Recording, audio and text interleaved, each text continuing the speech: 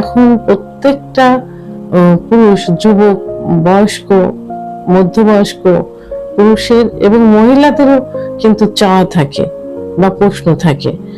তো ঠিক তেমনই একটা কমেন্ট করছেন আমার কোনো এক শুভাকাঙ্ক্ষী। ধন্যবাদ ভাইয়া। হালকা কিছু সচেতন হওয়ার জন্য, আগে তো কেউ শুনতো না, সবাই ফার্মেসিতে গিয়ে একটা করে ক্যাপসুল কিনতো বা ট্যাবলেট কিনতো সেক্স করার জন্য, স্ত্রীর সঙ্গে, পার্টনারের সঙ্গে দীর্ঘ সময় সেক্স করার জন্য। আবার অনেকের এমন আছে যে সেক্সের কোনো ইচ্ছাই নেই, দীর্ঘ মানে ইচ্ছা হয় না, উত্থান হয় না, সময়ই হয় না, সেইটাকে বাড়ানোর জন্য ফার্মেসি থেকে একটা ওষুধ নিয়ে আসতো।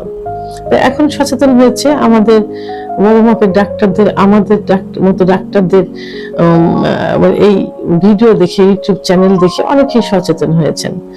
তো অনেক ভাইরা, অনেক বয়স্ক পুরুষরা বলে থাকেন যে ম্যাডাম এমন একটা ট্যাবলেটের নাম বলেন যে ট্যাবলেটটা খাইলে দীর্ঘ সময় সহবাস করা যাবে।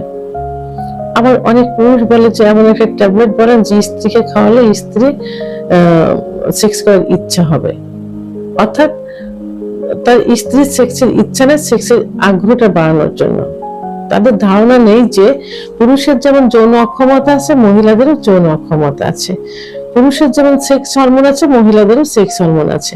পুরুষের সেক্স হরমোন কমে গেলে, যৌন অক্ষমতা হলে যেমন ডাক্তারের প্রয়োজন হয়, মহিলাদেরও প্রয়োজন হয়। তো সেটা অনেকেই জানে না, অনেকের ধারণা যে মহিলাদের এমনই হয়। তো যাই হোক, এখন আমি যে বিষয়টা, মুখ্য যে বিষয়টা, সেটা হলো যে একটা ট্যাবলেট অনেকেই চেয়ে থাকে। তো এখন এই যে একটা ট্যাবলেট, এই একটা ট্যাবলেট হলো অন টাইম, কারণ একটা ট্যাবলেটে কখনো চিকিৎসা হয় না। পুরুষের যৌন অক্ষমতা হতেই পারে বা হয়, প্রত্যেকটা পুরুষেরই 30 বছরের পরে গিয়ে তাদের যে main sex hormone testosterone hormone, এই হরমোন কিন্তু কমতে থাকে। 30 পরে গিয়ে যে কোনো সময় হতে পারে।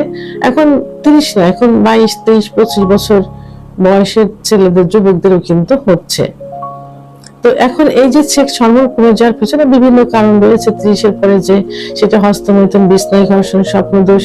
30 পরে গিয়ে একটা পুরুষ অ্যাডাল্ট হয়, বিয়ে করে, ব্যবসা বাণিজ্য, চাকরি, ডায়াবেটিস, উচ্চ রক্তচাপ, হার্টের সমস্যা, বিভিন্ন সমস্যা হয়। এর যদি ঠিকমতো কন্ট্রোল না থাকে এই রোগগুলো, তাহলে যৌন অক্ষমতা হয়। আর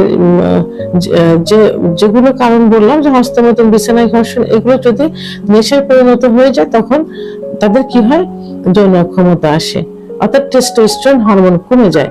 এখন টেস্টোস্টেরন হরমোন কমে গেলে পুরুষের যৌন অক্ষমতা হয়। সেটা কি হতে পারে? কারোর ইচ্ছা কমে যায়, কারোর উত্থান কমে যায়, কারোর সময় কমে যায়, কারোর দেখা যায় সবগুলোই হয়। তো এই যাদের সবগুলো হয় তাদের কি বলে? ধ্বজভঙ্গ বলে। তো এখন এর সুন্দর চিকিৎসা আছে।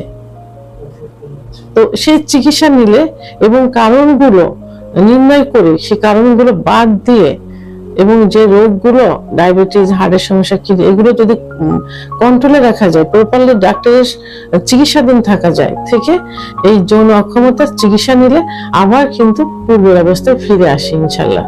এখানে অন টাইম ট্যাবলেটের কোনো প্রয়োজন হয় না। অন টাইম ট্যাবলেট আরো কি করবে? আপনাকে মৃত্যুর দিকে ঠেলে দিবে। অর্থাৎ অন টাইম খেলে প্রথমত আপনার কিডনির সমস্যা হবে, আর যাদের ডায়াবেটিস থাকে, হার্টের সমস্যা, কোলেস্টেরল থাকে, তাদের তো আরো সমস্যা বেশি হবে। কারণ ডায়াবেটিস থাকলে এমনি কিডনি এফেক্ট করার সম্ভাবনা দ্বিগুণ বেড়ে যায়। সেখানে যদি অন টাইম খাই, তাহলে একটা খেলে আপনি কিডনি এফেক্ট করবে। হার্টের সমস্যা থাকলে আপনি অন টাইম ট্যাবলেট খেলে আপনি স্ট্রোক করবেন। উচ্চ রক্তচাপ থাকলে আপনি স্ট্রোক করবেন। তাহলে এই ঝুঁকি কেন নেবেন? আপনার চিকিৎসা রয়েছে, আপনি চিকিৎসা নেন। অথবা যদি আপনার 1 মিনিট সহবাস করার পরে গিয়ে 2-3 মিনিট স্বামী এবং স্ত্রী, পার্টনার যদি একই সঙ্গে যদি বীর্যপাত হয়ে যায়, তাহলে সেটাই সুখের বীর্যপাত হলো। আপনি কেন অন টাইম খেয়ে 30-25 আধা ঘন্টার সময় বাড়াবেন? এতে কি হবে? আপনার এনার্জি লস হবে, আপনি আপনার পার্টনার অসহ্য হয়ে যাবে, সে আপনার লোভ নিতে পারছে না। সে তো এটা করার কোনো প্রয়োজন নেই। আপনি 2-3 মিনিটে দুজনের হয়ে গেলে সেটাই সুখের মনে করতে হবে। তারপরেও যদি সমস্যা মনে হয়, আপনি একজন ডাক্তার দেখাবেন, ডাক্তার আপনার চিকিৎসা দিবে। চিকিৎসা দিলে আপনি সুস্থ হয়ে যাবেন, আগের অবস্থায় ফিরে আসবেন। সে তো মরণঘাতী ট্যাবলেট অন টাইম খাওয়ার কোনো প্রয়োজন নেই। ভিডিওটি সম্পর্কে যদি কোনো মতামত থেকে থাকে অবশ্যই কমেন্টের মাধ্যমে জানাবেন। আর ভিডিওটি ভালো লাগলে লাইক, কমেন্ট, সাবস্ক্রাইব করে আমার সঙ্গে থাকুন। আল্লাহ হাফেজ।